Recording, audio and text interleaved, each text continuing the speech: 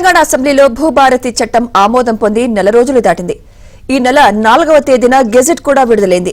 ఇక మిగిలింది చట్టం అమలుకు అవసరమైన నిబంధనల రూపకల్పనే. అయితే నిబంధనల తయారీ కోసం ఇప్పటి వరకు కసరత్తు మొదలు కాలేదని తెలుస్తోంది.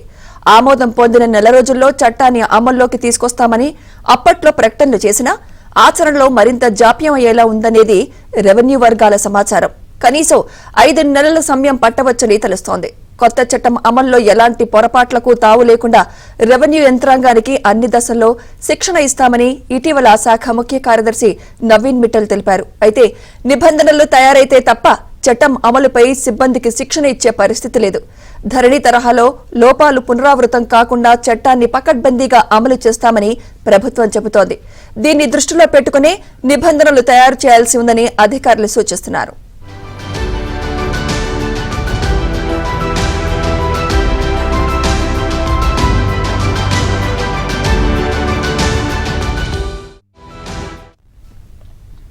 భూభారతి చట్టం నిబంధనలు ఎవరు తయారు చేస్తారనే అంశంపై రెవెన్యూ వర్గాల్లో పలు రకాల చర్చ జరుగుతోంది. ధరణి కమిటీలో కీలకంగా వ్యవహరించిన భూ చట్టాల నిపుణుడు సునీల్ ద్వారానే నిబంధనలు తయారు చేయిస్తారా లేక భూ పరిపాలన ప్రధాన కమిషనర్ కార్యాలయం స్వయంగా రూపొందిస్తుందా అనే దానిపై స్పష్టత లేదు. వాస్తవానికి సీసీఎల్ఏని ఈ వ్యవహారాన్ని పర్యవేక్షించాల్సి ఉంది. భూభారతి చట్టం ఆమోదం పొందిన తర్వాత సునీల్తో నవీన్ మిట్టల్ ఇప్పటికే 2 పర్యాయాలు సమావేశమయ్యారు. నిబంధనల రూపకల్పనపైనే వారి మధ్య చర్చ జరిగినట్లు సమాచారం. 1971 ఆర్ఓఆర్కు సంబంధించి 1980లో వచ్చిన నిబంధనల్లోనే కొన్ని మార్పులు చేస్తే సరిపోతుందనే ప్రతిపాదన వచ్చింది. అయితే ఆ నిబంధనలు ఇప్పటి అవసరాలకు సరిపోవని భావించిన సీసీఎల్ఏ కొత్త నిబంధనల రూపకల్పనపై దృష్టి పెట్టింది. కానీ అడుగులు మాత్రం ఇంతవరకు ముందుకు పడలేదు.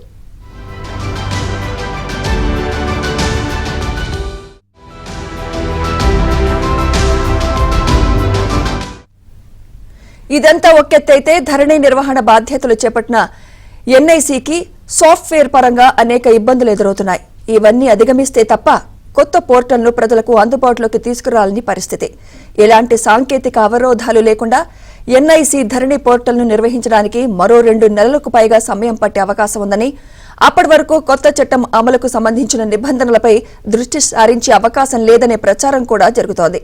ఇదే నిజమైతే కొత్త చట్టం అమల్లోకి రావడానికి మరో 4 నెలలు పట్టొచ్చనే వాదనలు ఉన్నాయి.